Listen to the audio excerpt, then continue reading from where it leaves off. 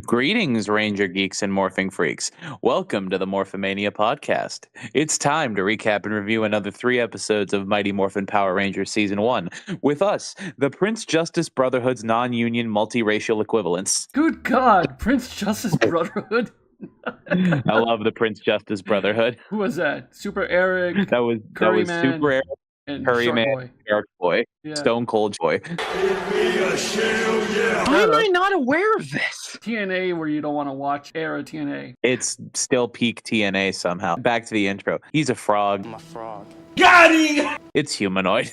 Unlike Adam from the show, I actually liked the frog. I don't know what he was complaining about. Oh my god. He's Dewan Energy McDaniel. Fuck's sakes. I wasn't expecting a deep cut personal reference. Fuck's sakes. Well, you're welcome. And it's me, Mighty Morphin Mark HEENAHAN. Ooh, I'm glad you asked. Mark HEENAHAN, because we're never going to talk about him. He's never in Power Rangers. Here's a quick sidebar. Mark HEENAHAN, a man who's been in film and video games as far as I can remember. Some of his most recent work is voice acting in video games such as Outcast: A New Beginning and Alan Wake 2 and Star Wars Battlefront 2 and Alien Isolation. Let's play a little game. Do you want to play a game? I'm going to give you a list of some of his credits, and you're going to tell me which one doesn't belong. One of these things just doesn't belong here. One of these kids is dead! Here we go. Here's some of his movies that he's been in. A Room with a View. A River Runs Through It. Ooh, I know that. I've seen that. That's He played- the fly fishing movie about the brother who has a gambling problem, played by Brad Pitt. Yes, and he plays a character named Mr. Daniel Granger. oh, I was thinking of the River Wild. Never mind. 4 Weddings and a Funeral. Haven't seen it. I know about it. The original, or no, I'm thinking of Death at a Funeral, sorry. Yeah, no, it's 1994. And Death at a Funeral. Which one? The French or the American version? It's the- British or original. Blade. He's uncredited. He plays the club patron. What are the couple? Okay, okay. I'm guessing the beginning. Oh, Near the beginning, yeah. The Green Mile. Oh, who was he in there? I saw that. He's one of the guards in the Green Mile. Okay. Requiem for a Dream. Haven't seen it. Holy I know shit. about it. I want to see it. He plays a character named Scotty. The final one, his most consistent role, a role he played on a TV series for 193 episodes. This guy's motherfucking Tinky Winky from the Teletubbies. Okay, he's the gay one then. No, Tinky Winky is the purple one. Yeah, the purple one's a gay one, right?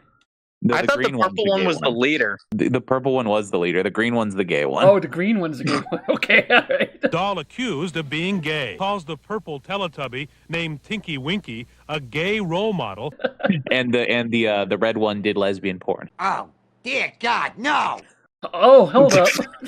Now Today let's on the pod, transition. we are covering the epic 2-parter, which ends a magnificent era for the show, Doomsday.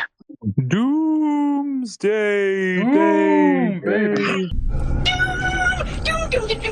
Bringing you doom. So Doomsday is a character in Doom, doom, Superman doom. and Lois. Oh, that is fuck played by you. Nina.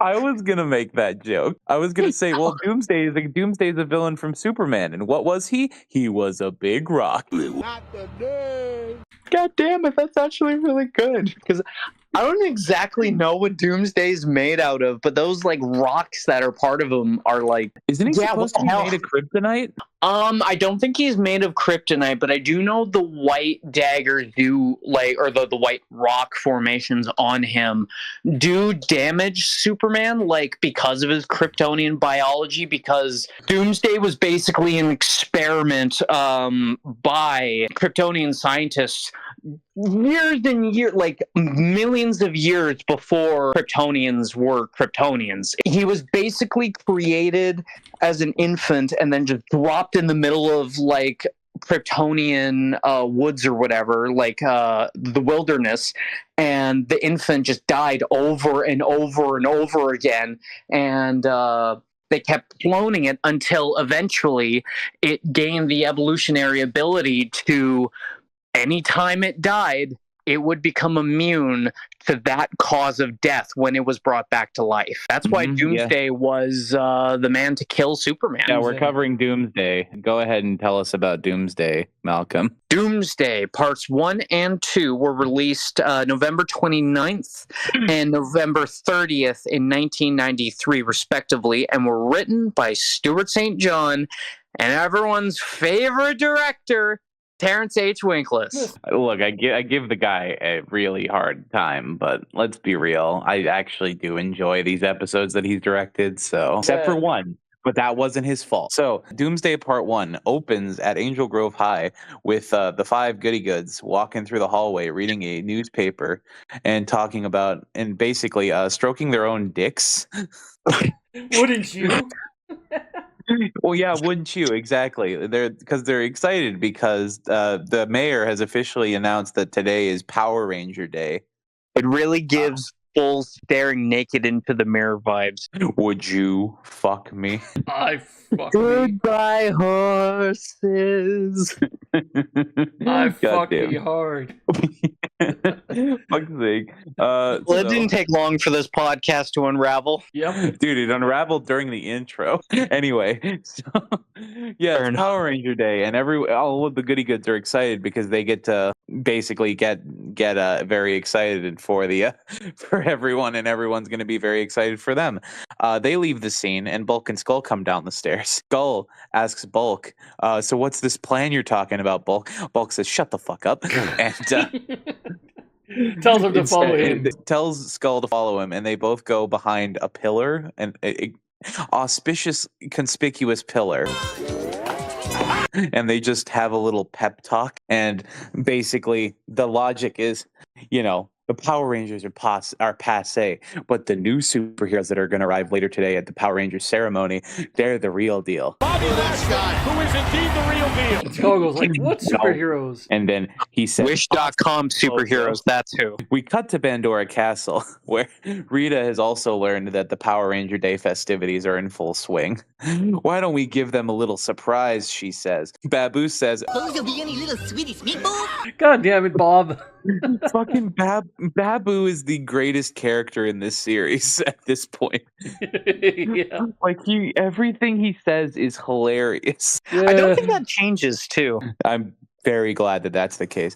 And Rita says, "No, we're not going down there to eat. We're going down there so that Goldar can absolutely decimate the Power Rangers with his own Zord, Cyclopsis." Right, Cyclopsis. Okay, I forgot his name when I was rewatching this. I just put it as Evil Gundam. Evil Gundam. She said the name, Cyclopsis. No, I mean, I blanked. I shit. It's like, no, Evil Gundam's better. Evil Gundam is better. Also, Scorpina's there again, doing nothing. And again, she does nothing. Yeah. Unfortunately. But yeah, Cyclopsis is Goldar's Zord. I'll continue this logic when we actually see him. We cut to Angel Grove Park, or actually, no, we cut to the internet because there's just a series of tubes. There's a revolution going on in rec rooms. They're sharing scientific data, arguing philosophy. Computer network called Internet. Oh, okay, I get it. The tubes outside, yeah. Yeah, the internet's a series of tubes, yes. Yes. Do you guys have any logic that could be used as to why these tubes are here? For the kids? Is it just meant to be a boundary for the set? I don't know. It's just there. Wait, I got it. The ultimate piece of advice that I learned from Megamind applies to this situation. The number one thing that defines a supervillain? Presentation! Yes. So it works in reverse for heroes as well. Okay, that makes sense. Either that, or they just got lazy and used blow up bouncy castle pieces and decided to say fuck it. That is honestly probably what it was. Jason and Zach are walking through the festivities, and they come upon Angela, and I'm like, oh, for fuck's sake, I can't watch this. Come on, For Fred's Zach. fuck's sake. Zach, you deserve better. Hey, why don't we get together tonight and go out? If you were a Power Ranger, I would say yes in a minute. They ask you how you are, you just have to say that you're fine. Basically, Angela says, hey, Zach, if you were a Power Ranger, I'd totally get some roll on your bones. But unfortunately, that's a no-go, buddy. And Zach's like Yeah. getting blue balled and saying, "Come on, Jason, we got to morph. I need to get some from Angela." I need to get some bitches, specifically Angela. Specifically Angela. Got my money. Party with bitches. We cut to the other three that are also here, but in a different place. And we see a bunch of extras, and like the amount of extras they hired for this bit, this really does scream season finale to me. It is pretty much the season finale, but we'll get to that later. Yeah, it basically is, but they include like other characters that have been in the show, like Ernie's there, Mrs. Appleby's there. For like a quick second. Hi, kids! Like, hi, kids. By the way, hi, kids. we never did do a career breakdown on Mrs. Appleby's actor. So Royce Herron is the actress who portrayed Mrs. Appleby. Royce Herron is an actress who portrayed Mrs. Appleby for 19 episodes of Mighty Morphin. Most of those episodes are in season 1. She is in 7 episodes of season 2 and 1 episode of season 3, which means she's in 11 episodes of season 1. Other things she's been in is Sweet Valley High, a TV series from 1996 where she played a German lady. The German lady. She was in an episode of Zio, 1 episode of Zio. Yeah, she was in Zio, yeah. She was in 3 episodes of Turbo. Yeah, that's what I was thinking. Like, didn't I see her in Turbo? She was in 2 episodes of The Bernie Mac Show. That's random. She was in an episode of ER from 2006. Ooh, I love ER. Who she play? She played a character named Sveta in the episode 21 Guns. The most recent acting credit to her name is she was in an episode of Key and Peele. She played a hotel customer in the episode Sexy Vampires. Sexy Vampires. Okay. Key and Peele. So You that- gotta watch them. They're hilarious. You done messed up, Aaron! I'm still trying to think, like, I was kind of trying to come up with how the substitute teacher would say my name, but honestly, God. he'd probably just pronounce the silent L. Malcolm. Oh my god. Malcolm, like Blake, he said Palaki. Anyway, Trini, Kimberly, and Billy are traveling through the crowd and seeing all these extras. And in the background, when they stop and they're talking about how many people are there, there's just an extra that has a camera and he's just acting like he's taking pictures. Bulk and Skull show up. Speaking of Skull, him and Majin Bulk show up. Malcolm loves Majin Bulk. I'm just imagining Boo's face, but it's Bulk. I'm imagining Bulk with Boo's face. That's what I meant to say. And if he did, he would eat Skull. Unfortunately, he wouldn't. He would turn Skull into candy and then eat him. No, I was just saying he would just want eat him. He's just candy. like, no, it's like, you don't even deserve being candy. I'm just going to eat you. That's how much I hate you, Skull. Malcolm promoting Vor on the podcast. What is Vor? You gotta explain Vor to me. No. We're moving on. No, what No. is Vor? You gotta explain that. Put up the right to censor. Warning. Oh, Warning. it's that bad. Okay, never mind. I have several questions. So Bulk and Skull are here at a photo booth. Bulk rips one of the pictures off and says, okay, we can change in here. So let's go. They both go into the photo booth, which, by the way, no curtain on this photo booth. So it basically just looks like an open box. And they just start stripping naked. Yeah, they like do. all their clothes come off. You see a fucking pair of underwear fly out. Oh yeah, their underwear fly out. And then who comes out? 2 superheroes. In quotations. Two In massive quotation marks. And superheroes. they say a little like Green Lantern sort of proverb where they're talking like, We'll protect this city with all our might! BULKSTER and Super Scum! oh, we're here to save this city. It rhymes. I don't know the whole thing. So this is the incredible Bulkster and Super Skull. As soon as he said Bulkster, all I can think of is the Incredible Bulk. God awful. The Amazing Bulk. Yeah, the Amazing Bulk. Yeah, that one. See, when I heard Bulkster, I immediately thought, I don't know at the top of my head how many episodes there have been, but we will see these outfits again. Yeah, What? we get them later on. way. We get them later on, like I think once or twice. Oh my God, I'm so ready for that. Because let me just describe how amazing these outfits are. So Bulk dressed up like the Tick. does look like the Tick. Full blue bodysuit with a purple cape. His suit and his belt have a backwards B on them. His belt is the best part of his costume. His front belt plate is a giant pizza. I thought it was a hubcap. No, it's just a giant pizza. And on his utility belt, he has a burger with onion rings stuck in the top of it. Oh, that's what that is. Okay. And a hot dog with a stick in it inside a bun. That totally makes sense for why when they come back later with the same costumes. Oh, I get it now. All right. Okay. That's Bulkster. And then Super Skull looks like Robin Hood Men in Tights if he tried to cosplay Bizarro. I think these are just Skull's pajamas. He's got this purple Robin Hood outfit with a legally distinct S symbol, giant gray cape, a hurricane-esque mask, and not like Hurricane Shane Helms-esque mask. Yeah, like he makes Robin look like Etrigan the Demon. And on Robin's Robin. I appreciate the effort. God damn it. And on Super Skull's belt, he has a donut. Yes, he does. He has a donut. So Donuts. And also, I forgot to mention that Bulkster is wearing orange sunglasses as his I think those are goggles. mask. Those are swimming goggles. Yeah. He takes them off later. They're sunglasses. Oh, okay. Oh, they are? Okay, because they kind of reminded me with his getup, they kind of reminded me of specifically the Ted Cord Blue Beetle, because he had goggles like that as well. Yeah, unfortunately, they're cheap. So that's Bulkster and Super Skull. By the way, Super Skull, one letter off from my favorite character to play in Marvel vs. Capcom 3. Super Skull's your main? No, I'm not getting sidetracked again. You goddamn nerd. No, they go up to the stage. By the way, the stage is very lovely. It's a big picture of them using the Power Blaster, as I like to call it, or the Power Bazooka, or whatever it's called. Power Blaster. The Power Blaster. Okay, good. Oh, Yeah. like the weapon where it combines all their main weapons? Yeah. Yes. Yeah, it's them posing with that weapon. They go up to the podium and Bulk taps the microphone and is like, "Hello, fair citizens of Angel Grove. Today is the most momentous day in your lives as now 2 superheroes have decided benevolently to move here and protect this city. Those 2 heroes, of course, being myself, the Incredible Bulkster, and my sidekick, Super Skull. No one is having any of it. There's 2 kid actors that are like, show us some of your superpowers. Yeah. Challenge accepted.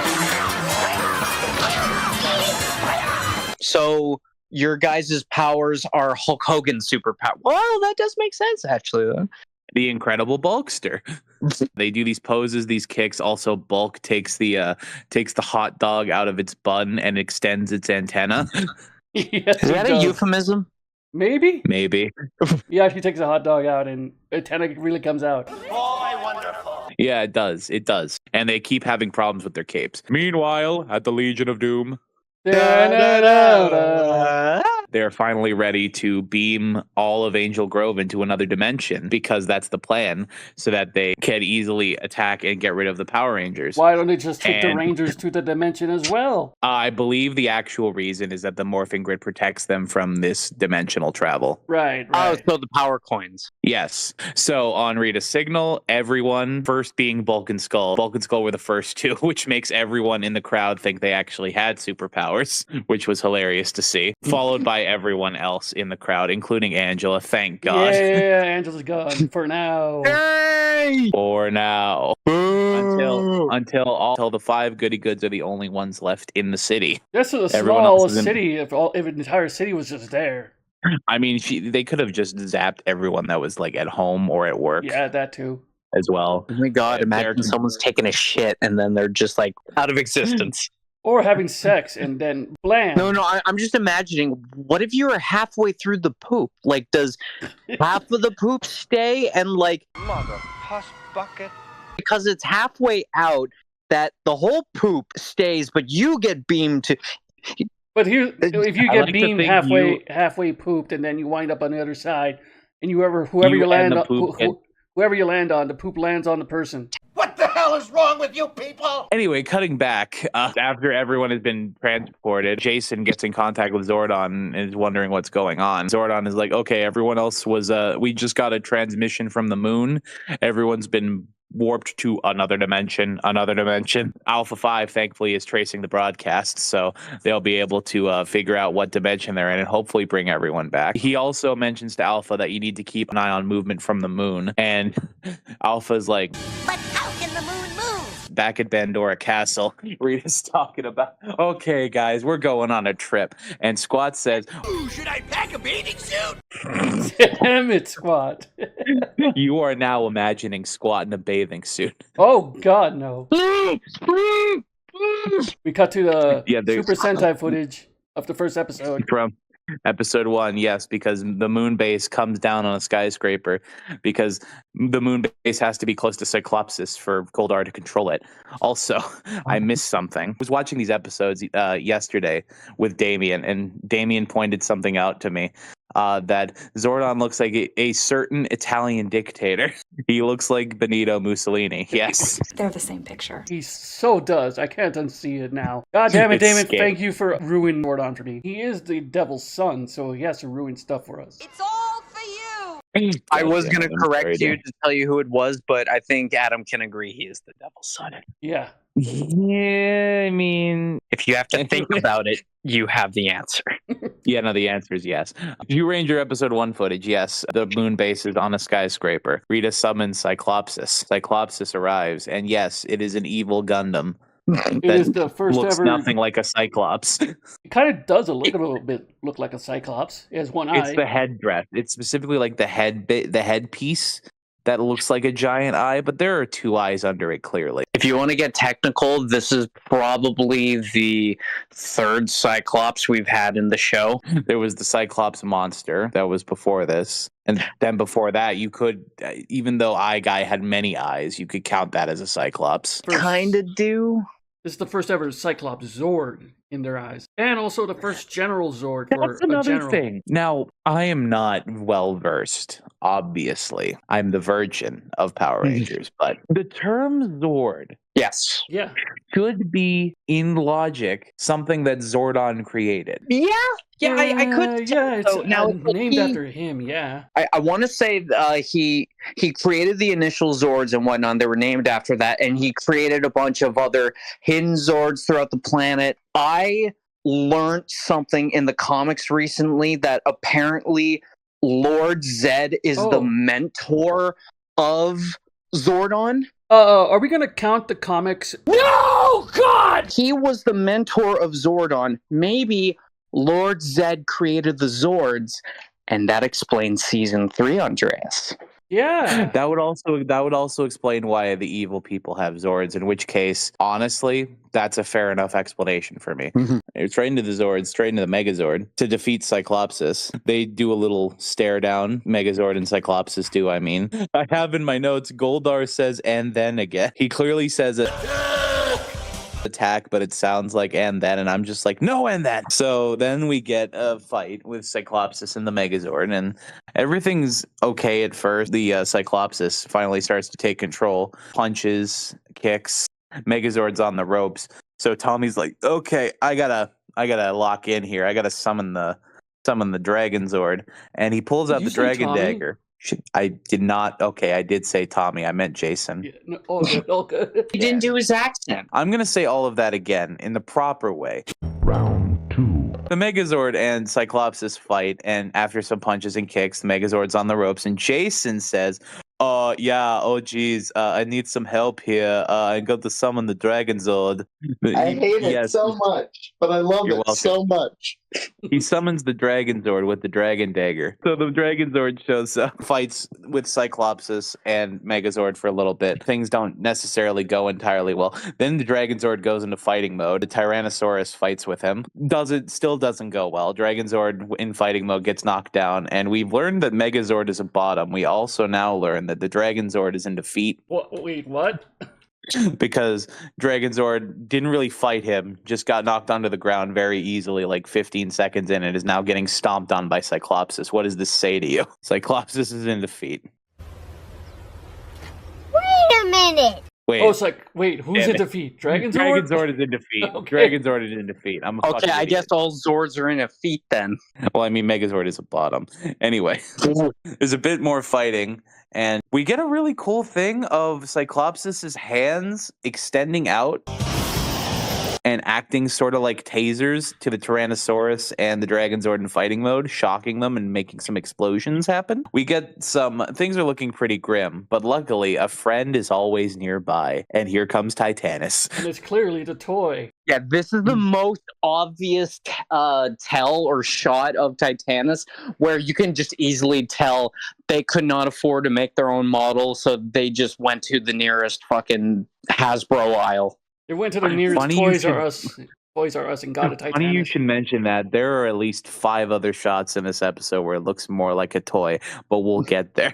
Oh, yeah. I'm waiting for the shot where they forgot to take out where the batteries pop out and the hand comes in to put them back in. Also, like in different seasons, a lot of the staff production always would lose a morpher for some reason, and they would just go to Toys R Us and just buy a morpher and use it on the show. It was convincing enough, actually. It was more convincing than our props. Titanus shoots off the hook hands, and they fly up and out of there. And I thought it was originally an explosive rig, but no, it was just the hands.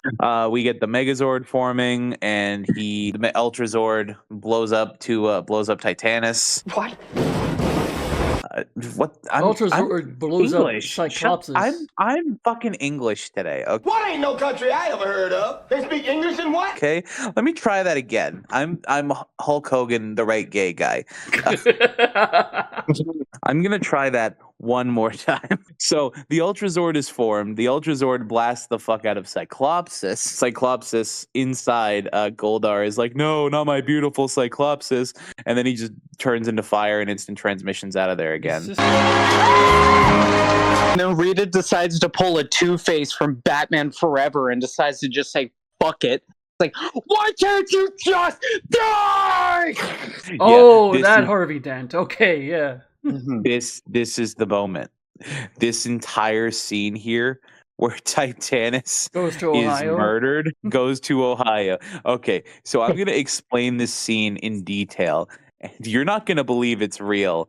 And then you're going to find it. Yeah, everyone's going to laugh. Rita blasts Titanus. And then we cut to a shot of Titanus as a toy. And a bunch of craters formed around it. And it gets sunk into the dirt a little bit. Immediately cut to 4 frames of a photoshopped Titanus on top of a matte painting of a crater in the middle of a city. What the fuck is that? And they just adjust the position of Titanus a few times, once per frame. It's the most janky looking bullshit, and I love it. 1993 Photoshop. 1993 special effects. Yeah. We cut to Titanus once again sinking into the ground, and the Megazord comes over and tries to pull it up by the neck. It's like, bro, that's my neck. I was half expecting Titanus's head to come off here, but no. Rita blasts the Megazord off, and Titanus keeps sinking into the hole. And they keep cutting between shots of it being the toy and being a more convincing puppet with flashing red eyes and moving neck. Then they cut back to the toy, back to the puppet, back to the toy again, and as it fully sinks into the hole, as he finally sinks into the hole, they just superimpose a Michael Bay explosion on top of it. He just dies. Do you think Zords can be choked? Mega Dragonzord choking the hell out of Titanus for a second. I mean, maybe. I could see it. Anyway, Titanus is dead now. He's in Ohio. Rita is like, okay, nope, you guys are done. It's not just him. You're all going to suffer the same fate because I'm going to bring back the greatest person, everyone's favorite Satan. Yeah, we're summoning Damien's dad, LOWKAR. And LOWKAR has a very interesting reintroduction. So the spell activates, and it starts as 2 eyes, and it looks like the Lita Titantron. You know, the Lita Titantron, where it's just her eyes in the sky. The eyes move back. The dark clouds form into LOWKAR's head. And I'm like, damn, LOWKAR actually looks really good in this episode. And for like the half a second that it was the Japanese actor, and then they transitioned to the American actor, and it looks like the Wish.com version of Satan. It was so weird. I do like the new upgrade look for LOWKAR with the red paint. The red paint is a good touch, but it's like the transition from the Japanese Japanese actor who looks like really actually menacing and almost a little bit to a homeless guy from Letterkenny. LOKKAR is back in Pog form. LOWKAR has returned, and we cut back to the what the fuck is it called again? HQ? Command center? Oh. Command center. Command center. He's an HQ. Yeah. No, it's the command center. Yeah. I was gonna call it the enrichment center for some reason. It makes it sound like the Power Ranger Mighty Morphin Power Cult. Rita does revive Cyclopsis thanks to the magic of God damn it. Magic. I can't speak today. Magic of LOWKAR. Yes. I was gonna say magic of Voltar. God damn it. Magic of LOWKAR, yes. So we're back at the command center and we're seeing the reintroduction of LOWKAR and the revival of Cyclopsis. And Jason's just like, what are we going to do, Zordon? And Zordon just says, nothing. Fuck them. Fuck the people of Eden Grove. No, fuck them. Yeah, you can't do anything until the Zords are charged. We can't let you go and fight LOWKAR and Cyclopsis by yourselves. Basically, at this point, the universe is doomed. Doomed. Will the Rangers make it out of this one alive? We'll find out next. Will LOWKAR defeat the Zords for good? Will we ever see the return of Willie? No, because he's fucking dead. To be continued. Right now. Doomsday Part 2. Okay, so we open up immediately at the command center with Billy and Alpha going over, trying to figure out how to defeat Cyclopsis and Rita, basically. Oh, and LOWKAR, sorry. Well, they said it takes 12 hours to charge the Zords to get back in the fight. Yeah, they charge like a modern cell phone and they drain battery power like a 3DS. Oh, if you want to hear battery power for the Zords, we'll get to that in season 3. Oh, crap, I forgot! Oh, yeah. Fuck. Oh, God, I'm already fucking pissed off. I don't even know what it is. It's something that you really love in Die Ranger. Kaku Ranger. Yeah. Yeah, you're gonna love this, man. Yeah. So then Mussolini tells the Rangers that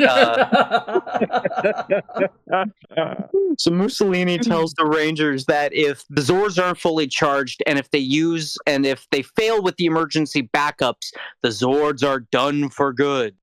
Foreshadowing. Cue morphing sequence. It's Morbin time. I'm moving on quickly from that so I don't get a headache. Cue Zord sequence and they beam immediately back into the Megazord. Cue another Zord fight. LOWKAR blows the Megazord. Come on. Yeah, LOWKAR becomes a shoop to whoop. Yeah, no, literally blows the Megazord. Take that as you will. And it's pretty much quickly screwing them over. And then Jason, of course, calls the DRAGONZORD, which at this point, with the amount of times he's been called from the water in one episode, like he's been like 3 times per episode he'll come out of the water sometimes, or in Every 2-parters. It reminds me of Shenron from Team 4-Star. God damn it, what do you guys want now? And I mentioned Cyclopsis. When fighting the Megazord, he slices the Megazord arm and then one arm falls off and falls down. Just a flesh wound. Yeah, that had to fucking weird out kids. Like, what the fuck? That could happen? Oh, what traumatized me as a kid is like when the Ninja Zords got destroyed. A little bit of that, seen that in, I believe in a Watch Mojo top 10. Don't judge me. I watch Mojo as well. I'm glad none of us can speak today. So LOWKAR smiling pervily at the Zords as they're downed. Giggity. Giggity. The Zords are then legit looks like just straight up destroyed. You forgot to mention that the LOWKAR, sorry, what am I saying? That Cyclopsis cut off Dragonzord's tail, which means he can get a Dragonzord Great Axe. Oh, I thought that was a Skyrim reference. No, it's a Dark Souls reference, and don't judge me. Damien held me up at gunpoint and said, if you don't put a Dark Souls joke in the podcast, I'm killing you. I understand. Seeing the Zords here, the Megazords, completely, destroyed, it looks like. They get Infinity Ward. Yeah, it looks like they're gone. They're, weirdly enough, sections disappeared. Mr. Zordon, I don't feel so good. This is no place to die. Rangers beam back to the Power Rangers play castle. Yeah, they all jump out of the vehicle because they didn't want to get Infinity Ward. And then they go, I want to say they like walk back to the command center because with the Zords gone, the communicators are like interfered or whatever, right? They don't go back to the command center at this point because they have to go and do their side quest. Yeah, they go to Billy's garage. But it's here that we get the exposition as to what really happened to the Zords. See, if they lose in battle, they automatically disassemble and return to the secret hiding place to re-energize. It's kids shows, man. I get that you're a kids show, but fuck me, have some stakes. This is the self-defense mechanism of the Megazord. So traumatizing your kids is just a defense protocol. Bro, this is like the Disney era of 1993. You watch Great Mouse Detective, Beauty and the Beast. Those were messed up cartoons. We're built different. Kids these days are watching Skibbity Toilet, and we were watching actual murder. Your mother can't be with you anymore. Bible American Tale. Oh my god. Yeah. We're used to this stuff. Like, traumatize all us all we want. We went through a lot of shit. And let's not forget the generation that was that grew up on Totally Spies. Thank you. Thank you for acknowledging my generation. My generation too. Well, actually, no, I was more of a Martin Mysteries kid myself. Good choice. No, I'm joking. Yes, I fucking love that show. So as it turns out, this is the self-defense mechanism. So now their emergency like stasis place where their emergency like getting repaired and their battery is basically being restored. They got to charge the batteries. They plugged in the Megazord to their to fucking Billy's garage. Plugged it into Billy's cigarette lighter. And Billy goes like, "Hey, I need to go to my garage so I can fix the frequency on the communicator to get to the command center." And in this case, I firmly believe this is the very first time we get the American version of Goldar. Like, that isn't just like stock footage. We had him before, like in the God damn it, Green Was Evil, where he fights Jason. Right, I did forget about that spaceship. Yeah. Okay, then I want to say this is the first time outside of Pandora Castle that isn't like a main conflict fight. Yeah. He shows up at Billy's house with two putties and he's just living his best life. He's like, Power Rangers, it looks like your few minutes are up. Excuse you? I believe it's, you Power Rangers, your minutes are up. And he just keeps laughing and he's living his best life. And I'm like, fuck, I want to be Goldar in this moment and only in this moment. But unfortunately, you can't because I am Goldar. And then Goldar goes, fuck this desk in particular, and throws shit off the desk for no reason. Meanwhile, at the command center, Alpha has managed to decipher some information that they can use. Be sure to drink your Ovaltine. Son of a God, I wish it were that fun. Okay, so they found Rita's data bank. Excuse me? A baking powder? Rita has Rita has a server. Evil gothic space witch that has medieval monster themes. Has a PC with files on it about monsters. This doesn't work that way! Where the fuck does she get the electricity from to plug in this server? Does she have... Maybe she had a backup Cardiatron. Does she have a socket in her palace? How? I need to know this shit. Does she just unplug the fucking Monster-Matic and plug in her fucking Mac 10 computer? Do you think Rita uses Windows Vista? Why does... No, it's Macintosh 1. Why? It just boggles my mind. It gives me a migraine. When you have this really cool gothic, like medieval style space witch, and then she has a fucking IBM computer. Really slow ass computer. She just has it's just like, oh, I'm just imagining she's like in her main room with the planetarium and her telescope and stuff. And then she just walks over to her bedroom and it just has a fucking Commodore 64 in there with a stack of floppy disk labeled monster files. All I can think now is her having a computer. Does she do her taxes? How does that do? You think an evil Rita does taxes? But her staff's a tax write-off the more she uses it. She does have to get money back from the Secret Society of Evil later on. She's a criminal. Who gives a shit? Oh, wait, no. no, hold on. I guess there is a certain bureaucracy to the Ranger villain. Yeah, because Lord Zed is the, what is he, the commander? And yeah, there's like Empress, Emperor of Evil, then there's Malagor, and then there's... Oh, Dark Spectre. Dark Spectre, he was the supreme leader of it all. I am Dark Spectre, monarch of all that is evil.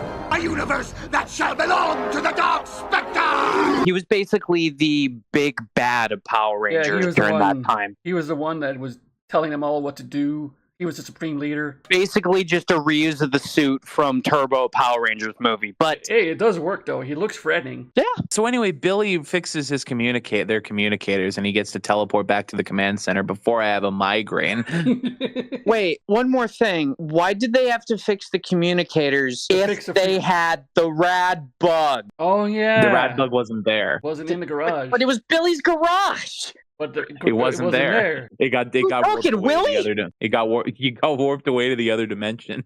Oh, he got towed because he had several parking tickets. Maybe Willie finally escaped and he's just fled the country, and that's why the rad bug's gone. He changed his name. No, I think it is there. They get teleported back to the command center now that their communicators are fixed, and we immediately transition into another thing that gives me a massive migraine. Wait, sorry, hold on. They teleport back, and Goldar is all mad. It's like, no!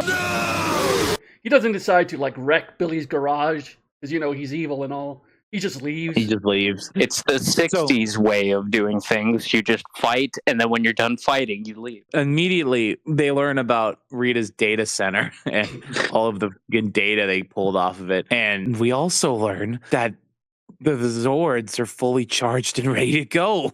That was a fast 12 hours. It has been 1 hour tops since they were Infinity Ward. And you're telling me they're fully charged now. I'm gonna fucking shit. Maybe it's like in Buffy that when they're in like teleported or whatever, they're sent to another dimension and time works differently there. So you're telling me the Zords got sent to the hyperbolic time chamber? To the void. So Zordon says that in order to defeat Cyclops, you gotta change battle modes as much as you can in order to confuse the goddamn robot. What? He's trying to muddle and confuse you. The 90s writing is really starting to get to me now. I can enjoy the filler to a certain degree, but I feel like I feel like I'm starting to reach my breaking point with the dumb like stories. Just wait till season 2 and the baby shows up. No, Jacob. No more cookies. No. The what? The what? The baby. The runaway baby. Oh, yeah! Don't spoil it for Adam. I love that scene. Fuck you. Don't spoil it for Adam. I want to see him shit himself when he sees You're the one that brought it up. Yeah, we'll get to that when it comes along. We will. I don't know how far it is, but I'm going to put that on my notes because I have a lot to talk about with that scene. 2 Zord sequence. Again. Yep. Again. And oh my god. Poor fucking DRAGONZORD. Again. Every time he comes up, he's like, I gotta say hi to Dave again. This is like the 4th or 3rd time like this for this 2-parter. So I just imagine this time as soon as his head comes out the water, he's just like... He's just letting out a scream of pure frustration. You have your first day off after 5 days working straight, but then that one asshole at work decides to call in sick, and you gotta come in on your day off. That level of fuck. Oh my god. Form DRAGONZORD in fucking fighting mode, and then cue a pretty good fight scene, honestly. I love any time they pull out the drill with DRAGONZORD in fighting mode. It just, because honestly, it's a really cool and kind of unique weapon for the Zords, because you don't see a lot of drills as weapons, as separate. It just reminds me of every single time that the drill is used to actually murder someone, and it has like a crunchy, gory sound. Oh yeah, no. They don't do that anymore because they go like, we gotta stop doing that. That's way too violent. But it's cool, damn it. Here's the Ultra Zord, and a big thumbs up from the Rangers that they're ready to end this fight. At the same time, get a shot of LOWKAR here in this part. He's just like in the camera with his fuck me eyes. raising his eyebrows and he's licking his lips. He's Also, he's also voiced by Robert Axelrod again. Not as Obviously. noticeable, in my opinion, this time. Like, not as cool as the last time, because I think he has like one line. He doesn't do the laugh. He has like one line where he says, They're all yours, sweetheart. when he says that, he sounds like Captain Knuckle from Flapjack. I'll fight you well. after Cyclopsis is defeated, we get something I also want to comment on. Rita sends Bandora Castle back, takes the fucking skyscraper with her. She wanted it. Those people are dead as soon as it gets Keep it, like, does the skyscracer stay now? Like, I'll be honest, I don't remember past this episode if she keeps the skyscraper. No, it's still Bandora Castle. Somewhere along the line in the space, it's floating somewhere. People dead. No, people aren't dead. Remember, they beamed everyone out of Angel Oh, Grove. right. When they all come back, they're just reapparated in midair, and they all just fall to their deaths. Oh, even worse. Thankfully free from the cornfield. No, it's almost like that theory with the blip or the snap from Avengers. Like, if you were on a cruise line at a specific point in time, you're just gonna fall into the fucking ocean. Yeah, you are. Yeah. Unfortunately, this is a '90s show or '90s kids show. They didn't think that deep. But three assholes 30 years later are deep analyzing this shit.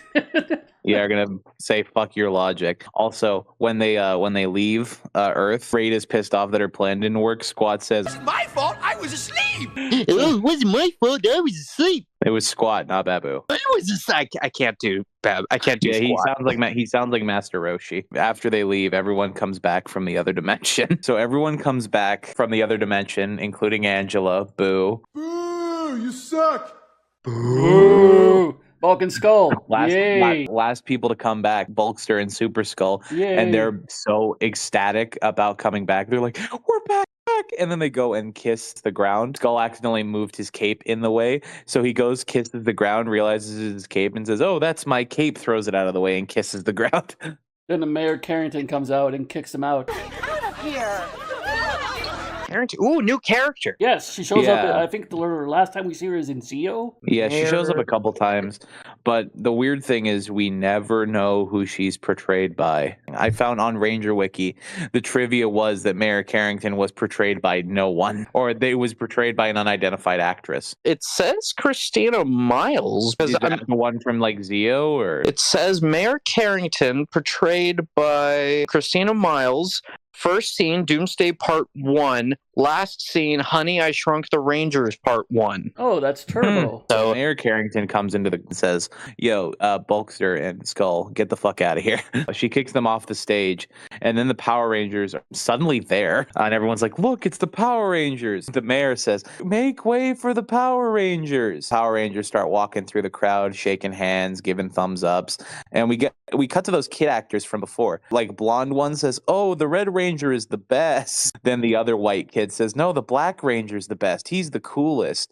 And then the black kid says, no, the Blue Ranger is the best. Yeah. Wow, that is one uncool kid if he says Billy's. Well, actually, no, he's on something. Billy is actually awesome. What are you talking about? Yeah, no, I tease just because everyone calls Billy a nerd, but if we're being honest, Billy's probably the biggest beefcake in the entirety of this show. He's the biggest hunk. As these kids are arguing about which ranger is the best, two people come up. One of them is Trini's cousin Sylvia, last seen in the clown episode. And you're going to say last seen in Skull's basement. I think this would be her last episode because she will be wind up in Skull's basement after this. This is her last episode. And she says, oh, the Yellow Ranger's actually the best, or maybe the pink one. But who's that with her? It's everyone's favorite ranger, Jason David Frank. I'll let you guys in on a little secret. They're all totally awesome. Wearing all green. With a green denim jacket. What the fuck is that? Mayor Carrington, she was Gloria on Scrubs. Except Gloria, what is her deal? I'm here. Gloria. And for God's sakes, will somebody wake up Gloria? When we were watching this, I got really happy when he came on. I can't have a bad fucking day when goddamn Jason David Frank's on my TV. Then we don't see him back until Return of an Old Friend. And Jason comes up and gives him a handshake, says, you're going to take this suit later. No, you're going to take my leadership. Later. You're gonna take my red card. I'm getting too old for this shit. Go up to the stage, and there's some talk about how they're the greatest heroes Angel Grove has ever seen. Blah blah blah blah blah, and they do the '90s freeze frame jump,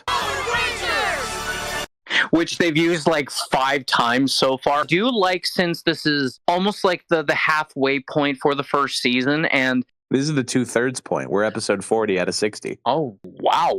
I didn't even check the episode name. Goddamn. Okay, cool. Oh, I really like the fact that, like, this was such a big battle for the Rangers. Zordon recognizes that, and he says, you fought as best as you could. You don't have to keep up the fight. You may now choose whether you wish to remain Power Rangers or return to your regular lives. Like, these are teenagers. He straight up knows he chose teenagers to fucking fight a galactic war. Mm-hmm. So he's like, yeah, if you guys don't want to keep doing this, honestly, I won't blame you. No, it really shows that these were the right teenagers for the fucking job, because they're like, no. Yeah, they're like, no, we love this. Yeah, Rita's still out there. Evil still needs to be fought. Zach says, I still need to get in Angela's pants.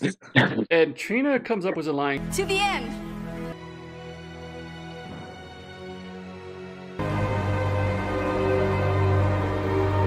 You know what I mean, Malcolm. Yeah. Yeah, that line hits harder now that she says that, like, to the very end. Oh, crap. See you in season 2, episode 20. Power Rangers. So I gotta say, this definitely does feel almost like they could have ended the full season here. I'm getting to that in a bit. They decide they want to be Power Rangers for as long as they want. For most of them is about 40 episodes from now. And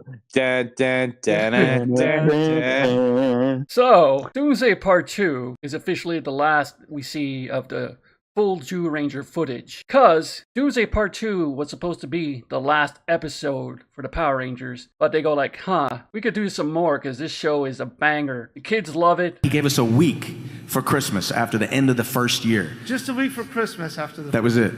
That's when I figured out we were famous. Yeah. I went to the mall. That was a mistake. Yeah, it was the market for me. It's like TV Guide, like Disney's Adventures. It was like, that's me. Yo, that's... We're on a TV Guide. Y'all even know what that is? They had no idea that this show was going to become their flagship show for Fox Kids. Oh, yeah. Oh, yeah. Yeah, they had no clue.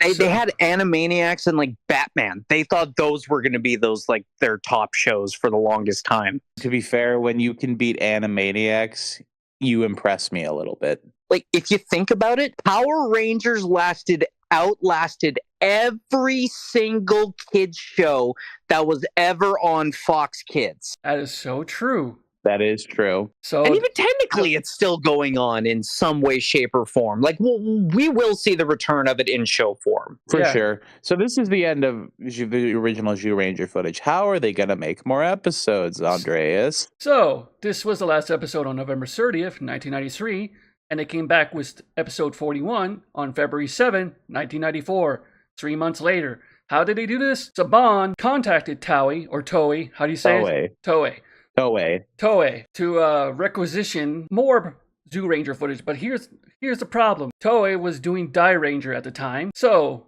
Saban said, like, hey, can we get you to record new footage for Jew Ranger just for us, and we can, like, let you know what plans we have for storyline, so you can, like, fit your actors into what we're doing when they're in costume. Toei goes, we'll like, yeah, we'll pay you money, and, like, knowing that Saban's is so cheap. The way we were working, 12 to 18-hour days, and no overtime, no extra pay, no golden time.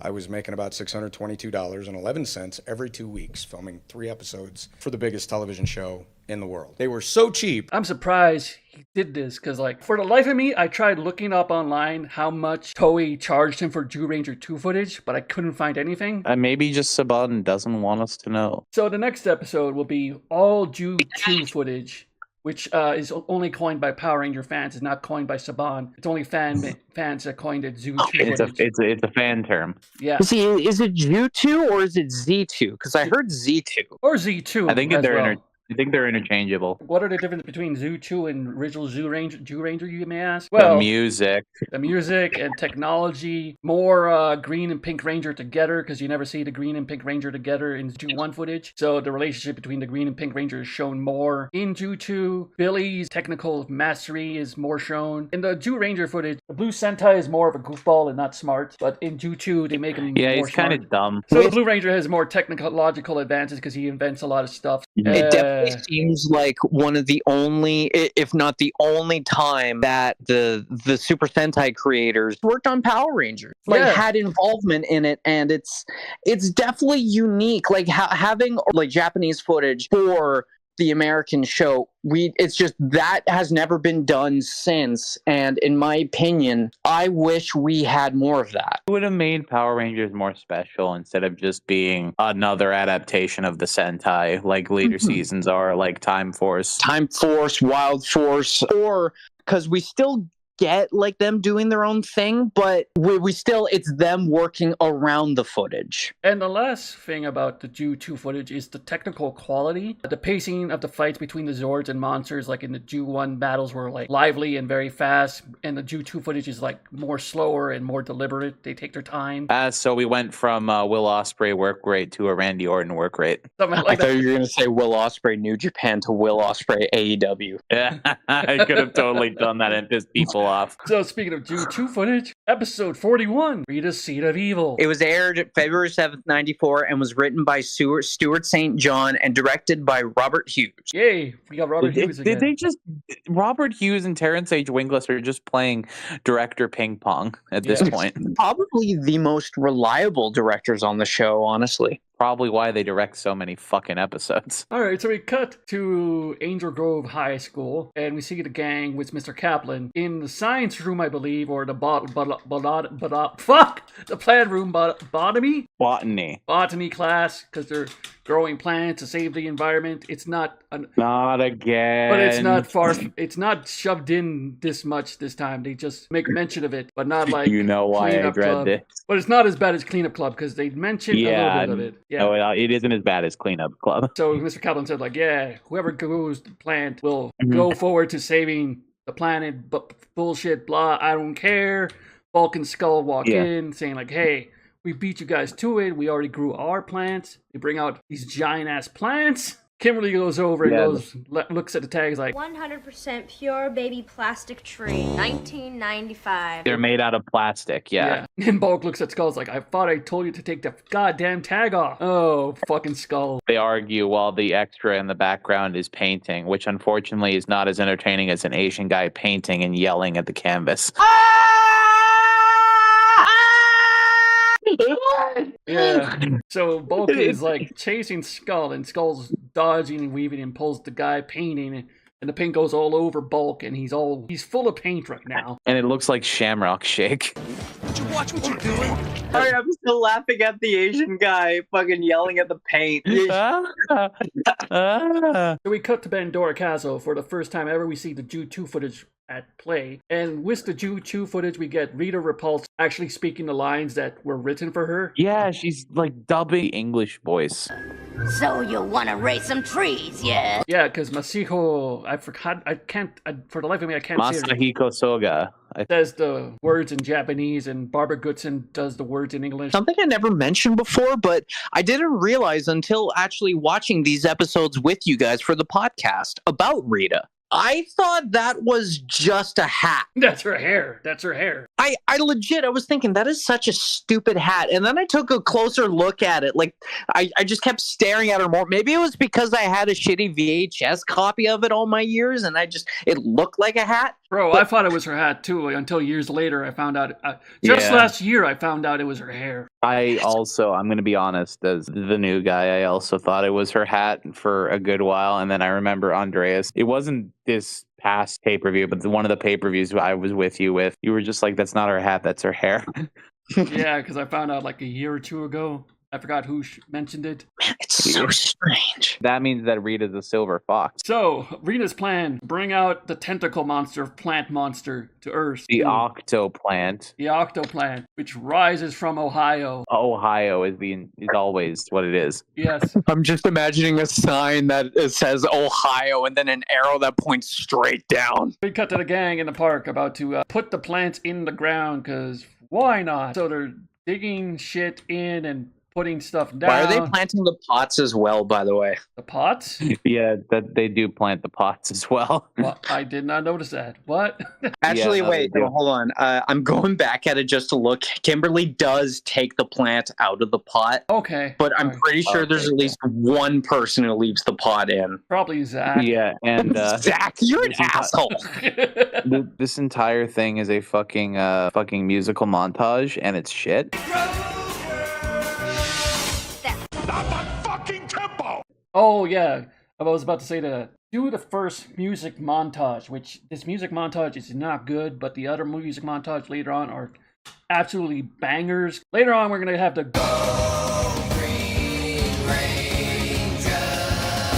or the song Fight. We'll come running to your side. We will protect you.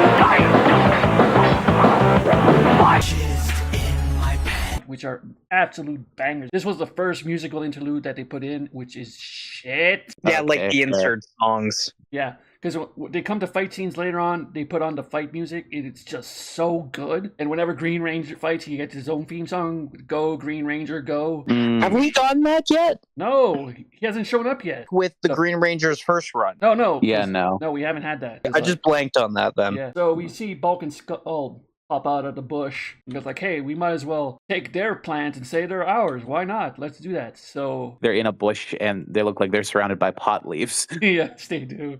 Squat shows up out of nowhere. As soon as the Rangers pass him, he shows up. And I was about to defeat Rita and the Megazord, but then I got high. No wonder they are surrounded by weed, because they bump into Squat and they must think they're high as fuck. Yeah, because they back up. Both Bulk and Skull and Squat were backing up against each other and bump into each other. They both turn around and they both scream. Squat screams, I don't know why. Yeah, I think it's Bulk screamed first, and then Squat wanted to be involved, so he screamed too. And Bulk and Skull run away and hide in the porta potty. Oh god, it must stink in there. Yeah, probably. At this point, Squat starts planting the seeds of evil, and he said, She'll probably get me that glow-in-the-dark toothpaste I've been wanting. Teeth are already horrible to begin with. glow-in-the-dark toothpaste. So the gang sees Squat doing stuff that is sus, and they go like, we gotta stop him. All of a sudden the putties show up out of nowhere, and they start having a fight scene. Billy fights with a bucket. Yeah. What did I say about Billy last time leveling up? He's leveled down again, but he's still kind of leveled up.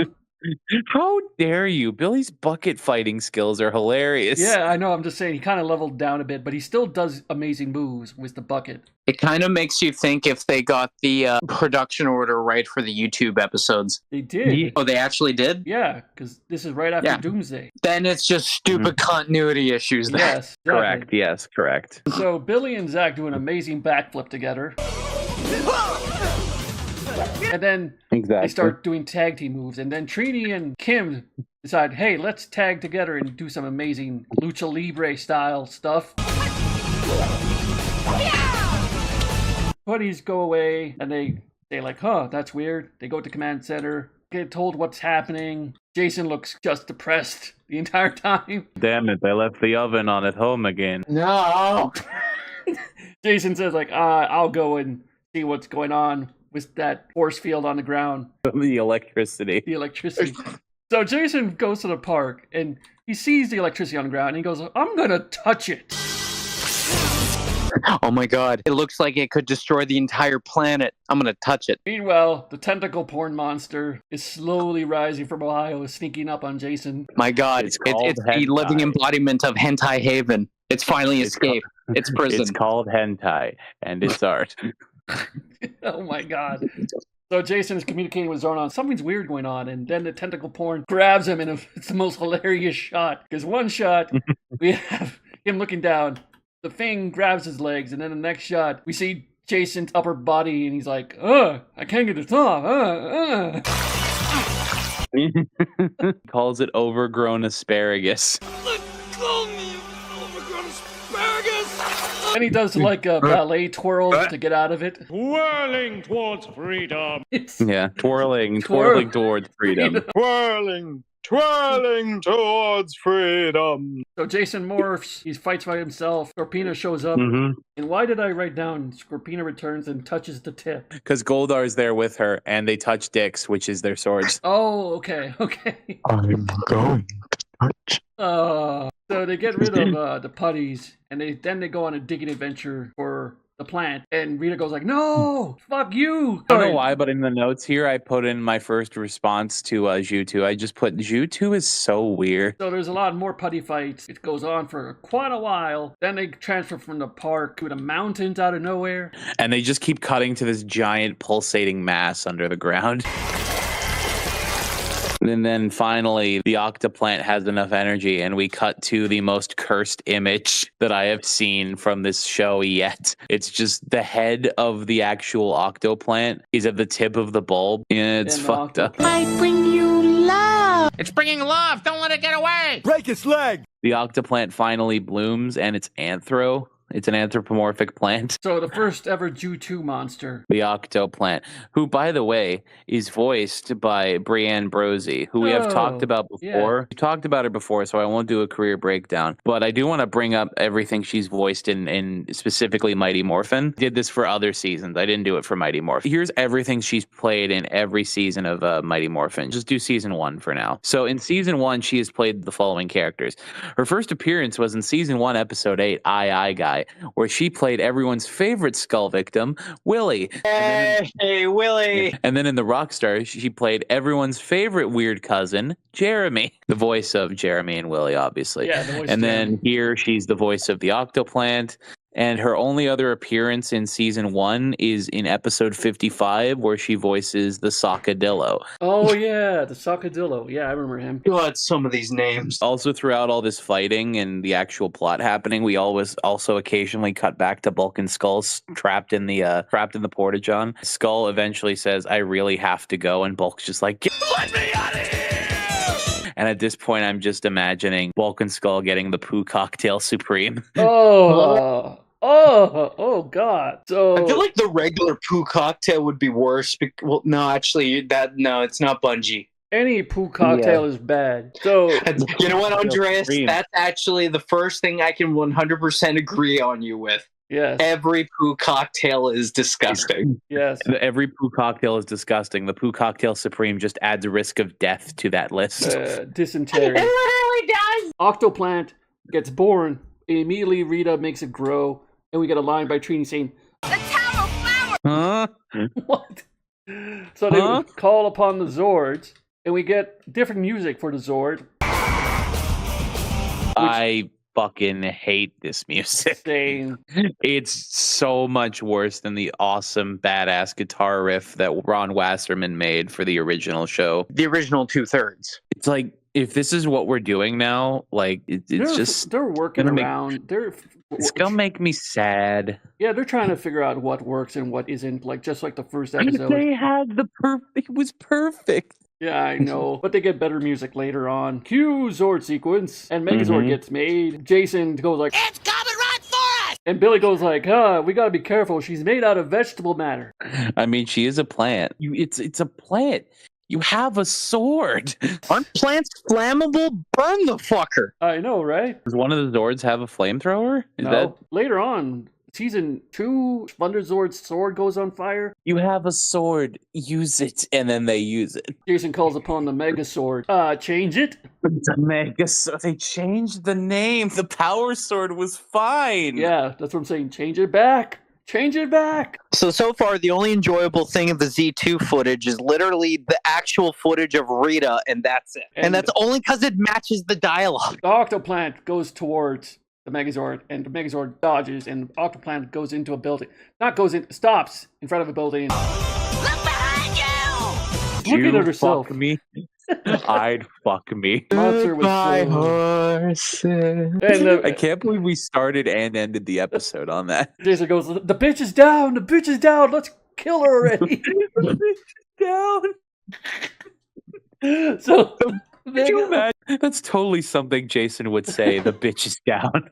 Bitch is down. So they light up the power sword and kill her. Well, when she's looking at herself, like, come on, man, that's kind of a shitty way to go. She was not even looking at you. You just did it when she was it. What? Come on. What the fuck? Heel turn. That's not an audible way. Why Austin St. John? Why? Oh wait, that's the arrest later. Never mind. I'm going to jail! We cut back to Bulk and Skull, still in the porta potty. We hear vibrations and movement eventually. They're like, what's happening? And then they cut to them being on the back of a truck being driven away. They're going to be taken care of by top men.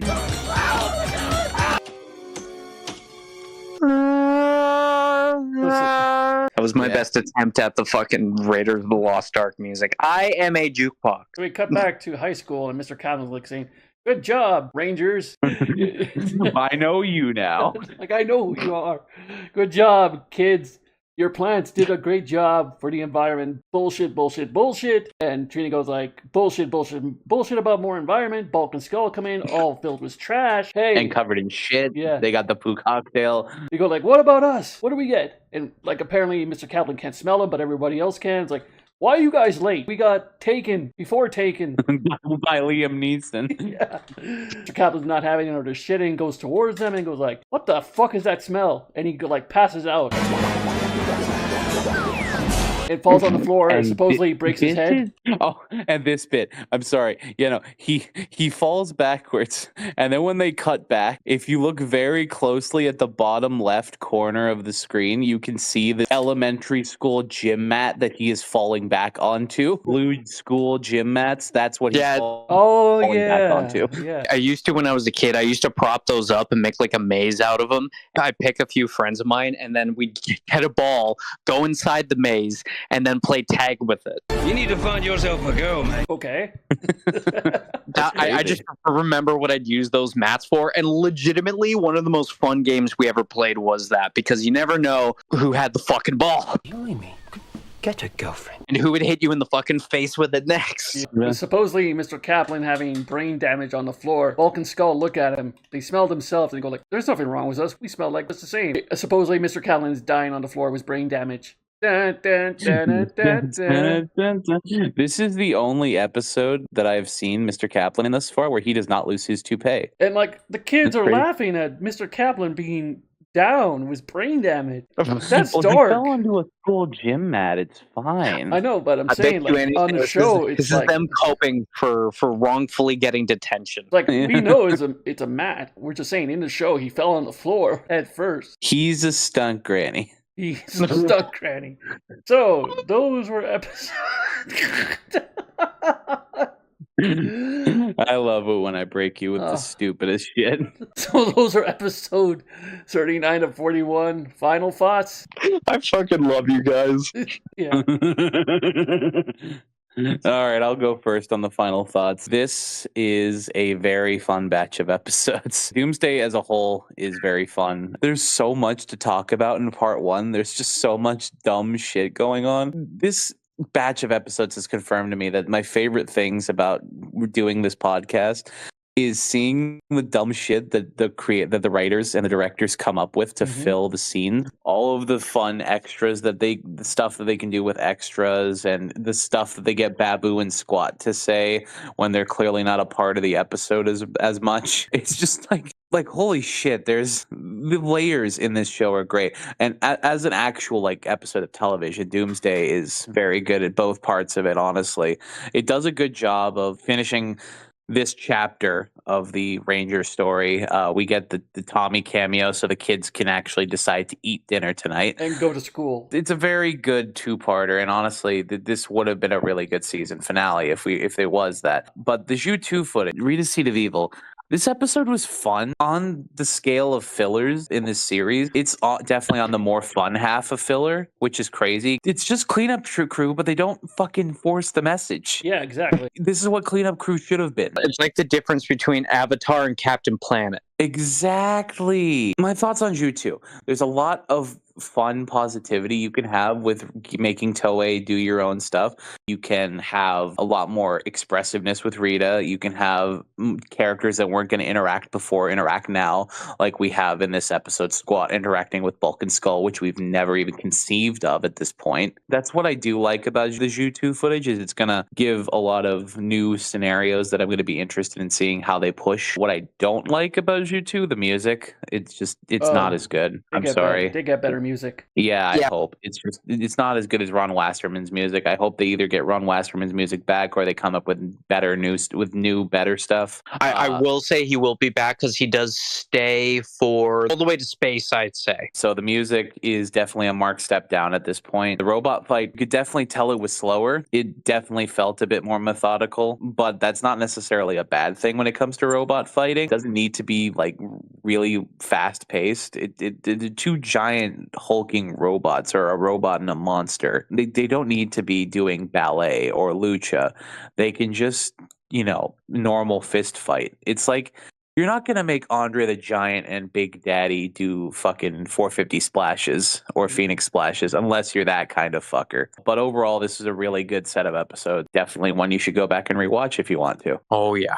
Again, as I said, the story, the writing itself is what bugs me. Mainly because I'm a big writing guy. I love seeing the structure for stories and stuff. Like I'm a plot guy above all else. So 90s writing, man, it's getting to me a bit. But at least it's still dumb, stupid, goofy fun. Because that's what I enjoy more than everything, is the goofy fun.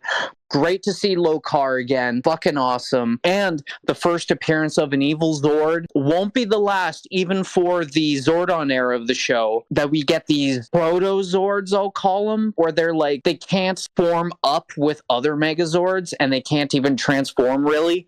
But giant robot technicality sort of thing. I know Zeltrax has one as well. I forgot which season it is where they start doing, I think it's Dino Thunder, where they start doing evil Megazords. Can't remember. Yeah. Well, or was it Ninja Wild Storm? Force had one. Wild Force, yeah. I gotta say, great batch of episodes. Great fucking time watching them. Honestly, I don't hate the music as much as you guys do, but it's still not Ron Wasserman. So my final thoughts on this: Doomsday Part 1 and Part 2. Y'all talking about the 90s writings, like, I'm so used to this because it's 90s cheese, I grew up with it.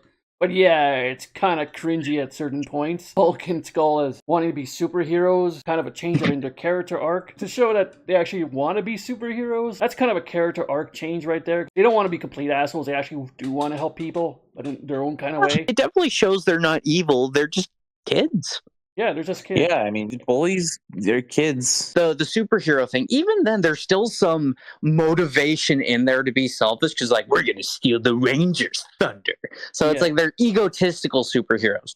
Yeah. They're on the Booster Gold spectrum, if you will. Booster Gold. But then, like, in later seasons, they start getting better character arcs. And now we get their best character arc in space. Apparently, they're going to keep them hidden from you. Where they get redeemed a little bit. Oh, yeah. What do you mean? I thought their best performance was in Lost Galaxy. Get the fuck out of here. The one episode. Get the fuck out. Excuse you. 2. No, Skull 1 episode, Bulk 4 episodes. Oh, okay, it actually is 4. I was just saying 2, like they come back for a cameo later and that's it. Speaking about Skull, I just found out this today. Originally, Skull was supposed to play Zack. I thought you meant he was supposed to be Billy. Oh, Billy. Yeah, sorry, Billy. Yeah.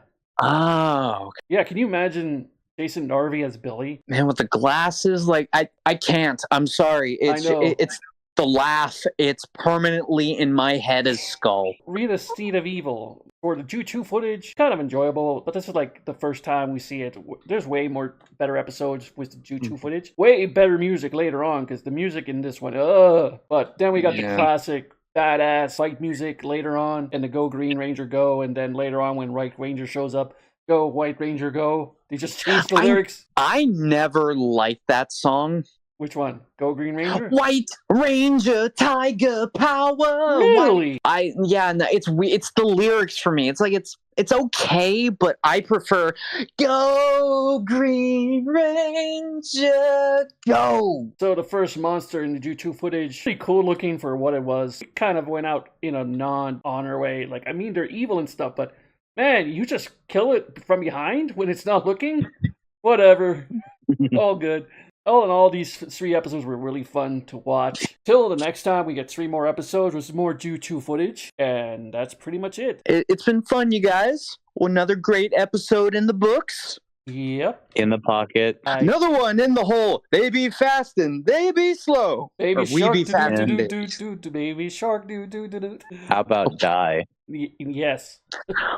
So in conclusion, I've been dead, Shroob. Let it be known that this universe is doomed. Doomed.